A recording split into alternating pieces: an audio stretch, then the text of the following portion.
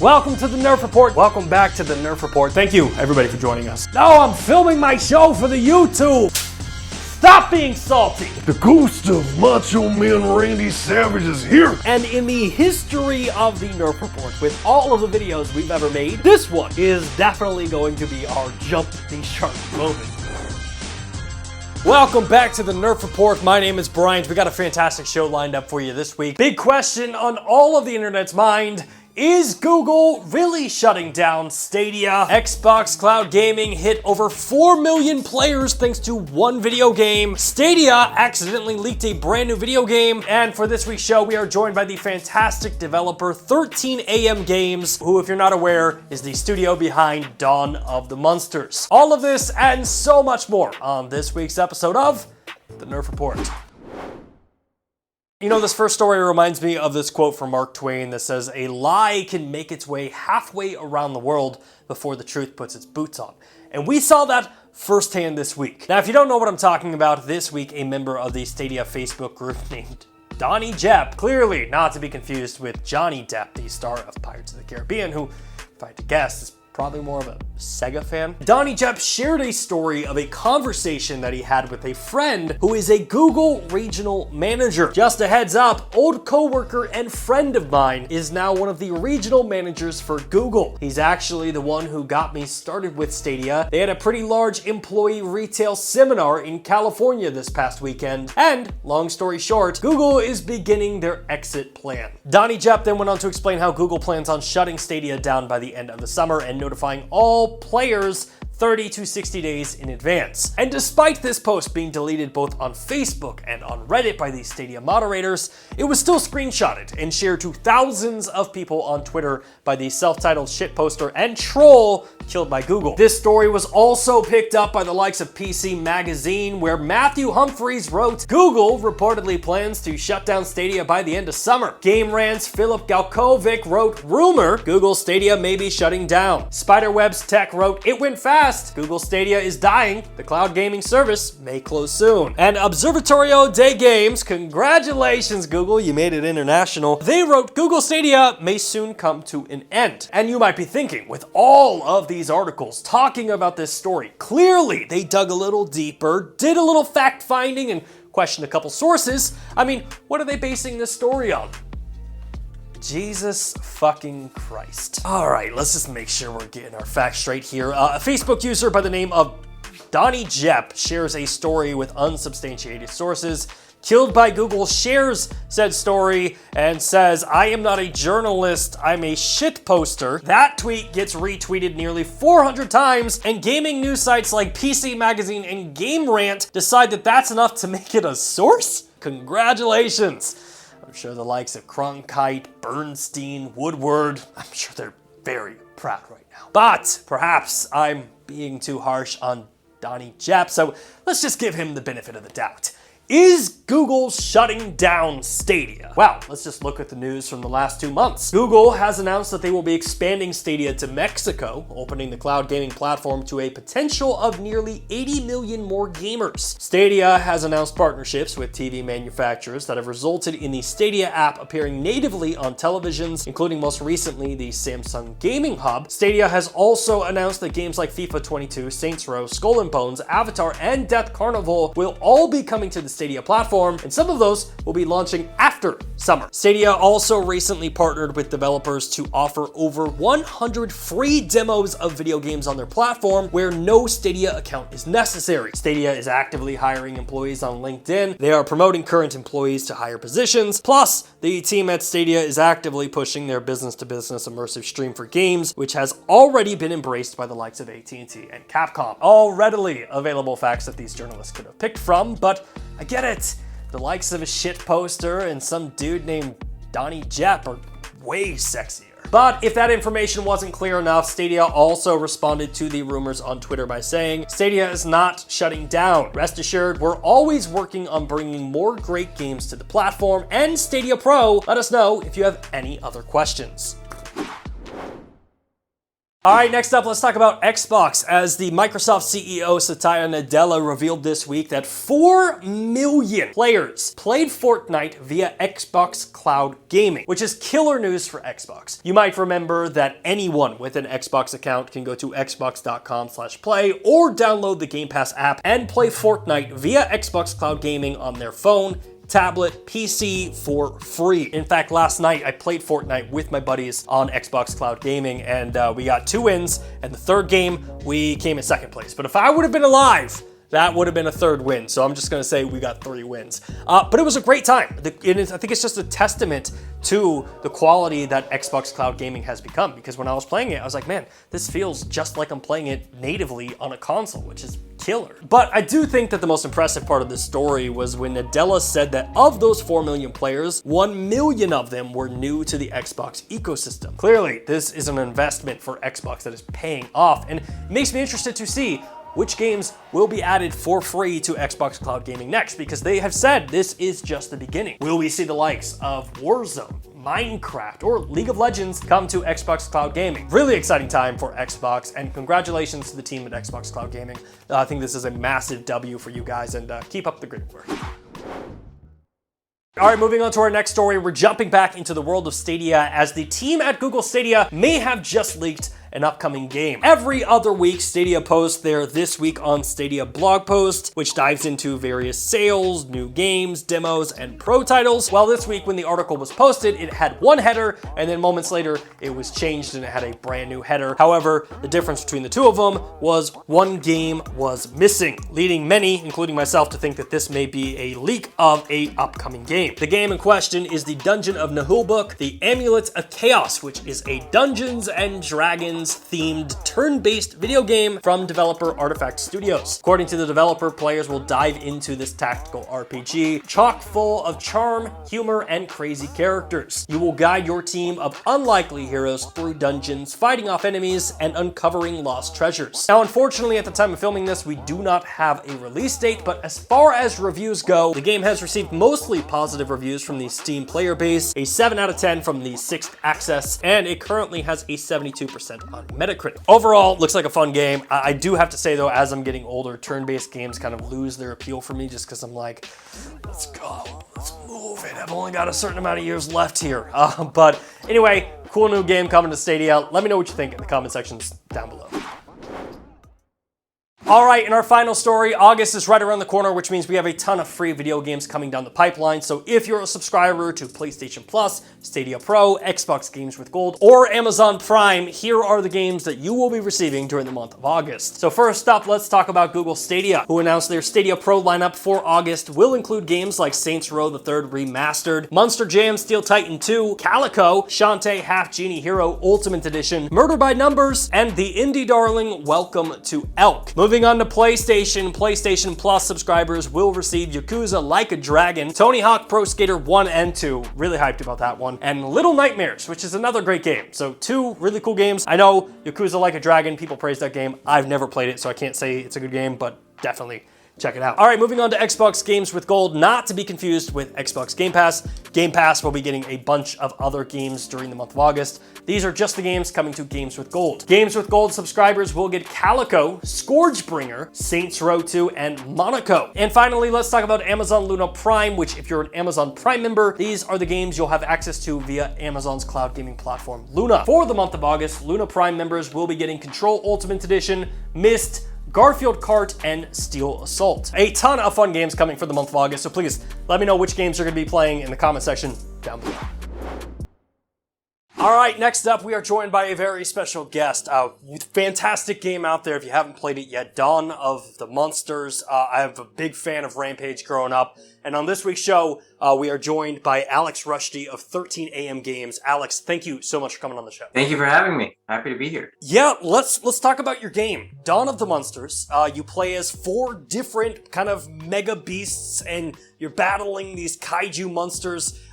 That's kind of a very surface level description, so why don't you explain? Dawn of the Monsters is a 2-player co-op, basically side-scrolling beat 'em up, where you get to play as one of 4 titanic characters and smash through cities, rip apart hordes of kaiju enemies, upgrade yourself with DNA augments and experience like a fully voiced story that kind of tells the plot of why you're there and who you're smashing. Yeah, the DNA augmentation was one of the cool things that I did not expect when I jumped into this game, but it really kind of changed it from just being a side-scrolling beat 'em up to something a little bigger than that. Yeah, I mean, our general goal was, how do we take the beat 'em up genre and kind of push it forward?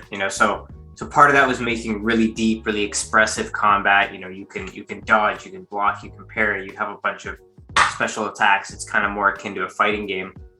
And then the other part was how do we make a game that's worth playing for 8 hours? Most beat 'em ups are an hour tops.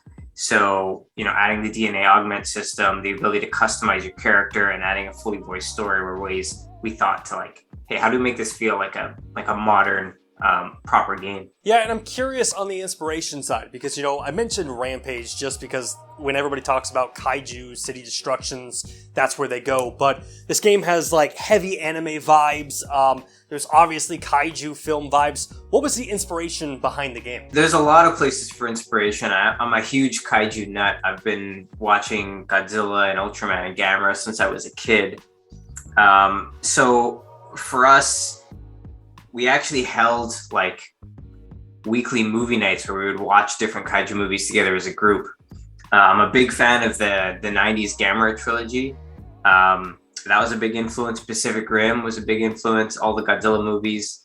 And then honestly, gameplay wise, we were pulling more from games like Bayonetta and God of War and Dynasty Warriors than we were from Streets of Rage and Final Fight. That was kind of more the inspiration. Yeah, I'm glad you mentioned Pacific Rim because now that movie's in my head and I'm thinking about your game, there's a lot of similarities there. And this probably is the closest we'll get to a Pacific Rim style video game. Yeah, I mean, I'm a huge fan of Pacific Rim and a huge fan of Guillermo del Toro. And, I hope we made something that Pacific Rim fans will enjoy just as much. Now, you mentioned being a fan of kaiju. I noticed on your social media you just got back from G-Fest. I assume you were showing off the game. What was the response from the diehard kaiju fans there? It was great. When I was able to show the game to a room full of kaiju fans, and pretty much anytime I mentioned Dawn of the Monsters, there was just applause and cheering, and a lot of people who came up to our booth either to buy merch or to get me to sign something. I mean, they're really happy with the game. A lot of people came up to me personally to thank me for making a new kaiju video game that's good.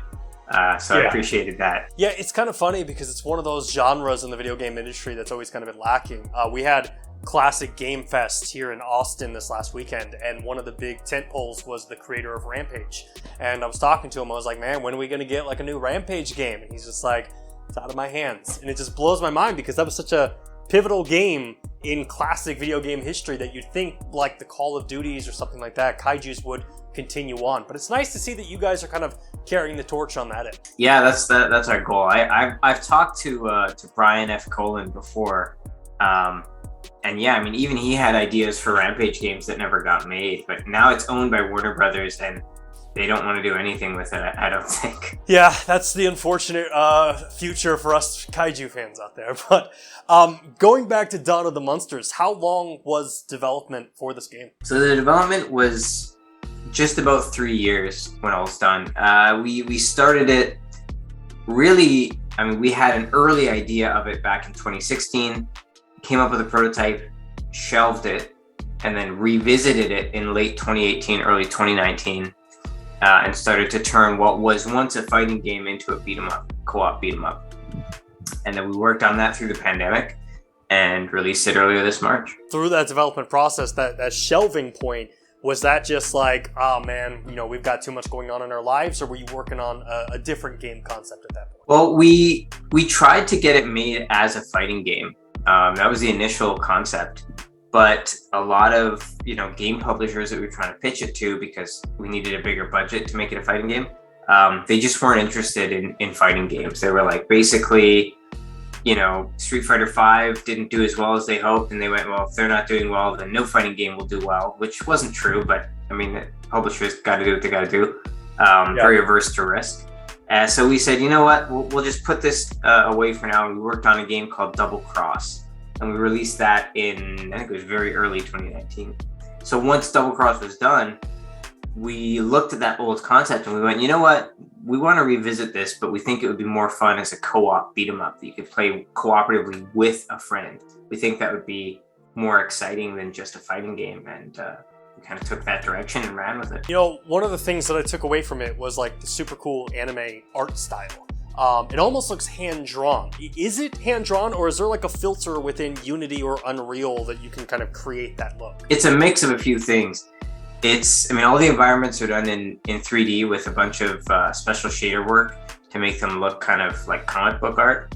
And then all the characters are 2D, but we've applied normal maps and special shaders to the characters so that they can be lit like a 3D character. So it implies a lot of wizardry to make them look the way they do.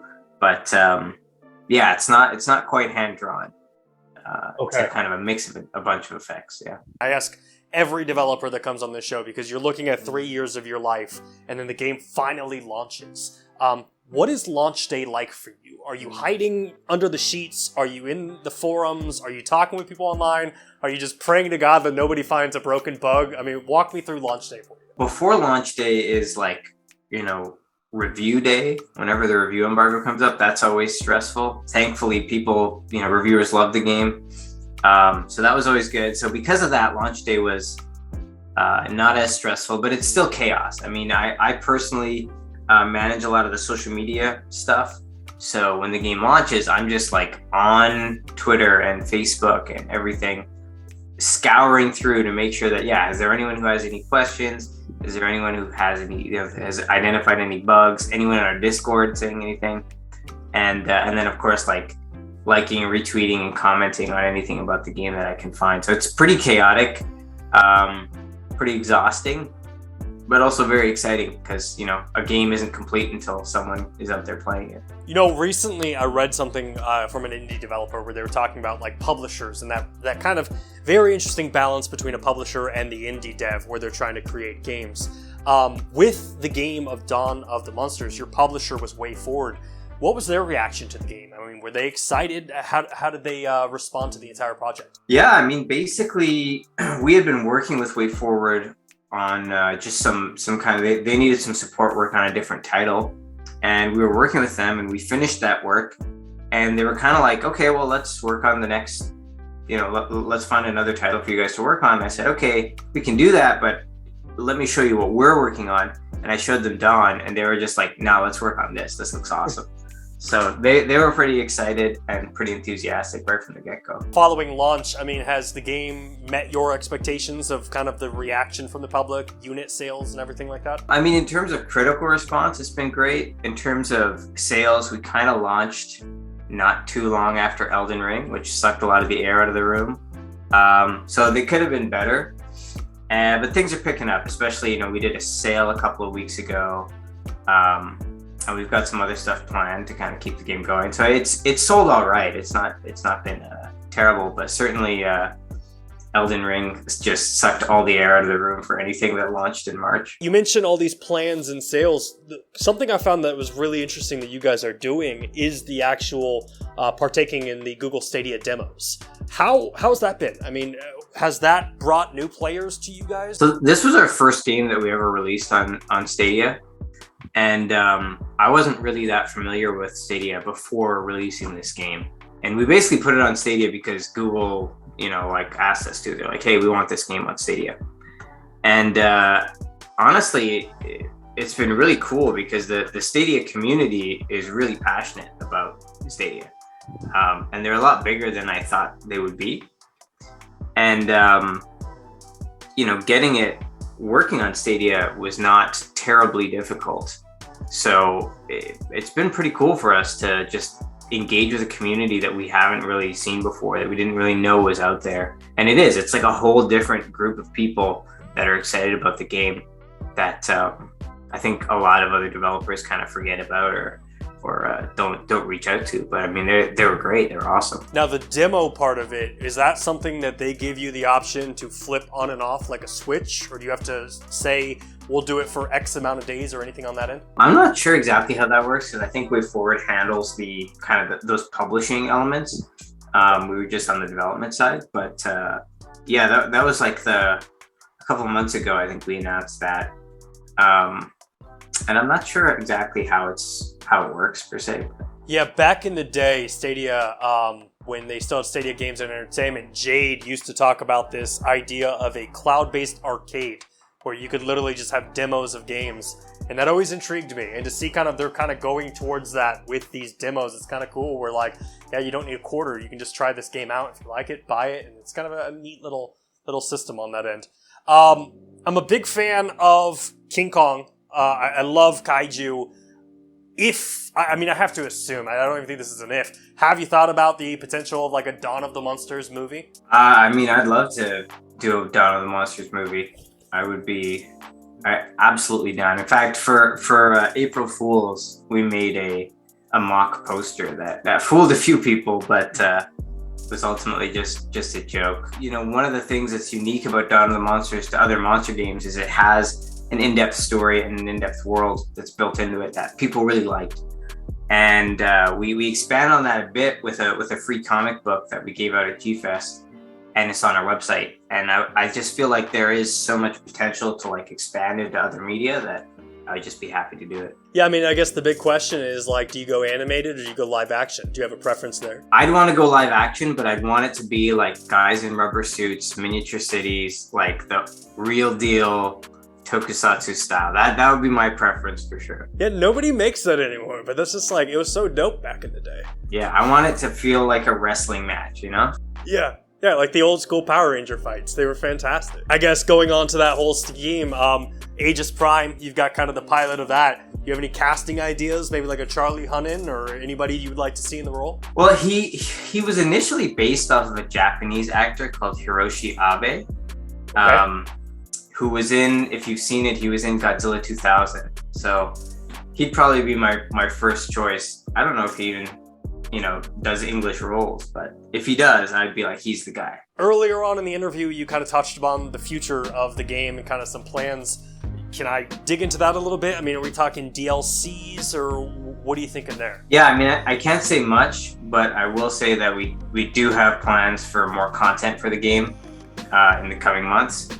And hopefully we'll be not just announcing it on our social media, but we want to get the community involved. So people on our Discord, on our Twitter, everything, to kind of, take their feedback and put that back into the game and make new content for it. Right before I jumped on here, I had some members of our community ask some questions that they wanted to know from you personally. So you mind if we just spitfire, do a rapid fire shoot? Yeah. All right, so first question comes from SSS over on Discord, and they basically said, what is your favorite game of all time? Ooh, that's tough. I would have to say my favorite game of all time is probably, right now, I'd say it's G Darius, which is an old shooter on the PS1.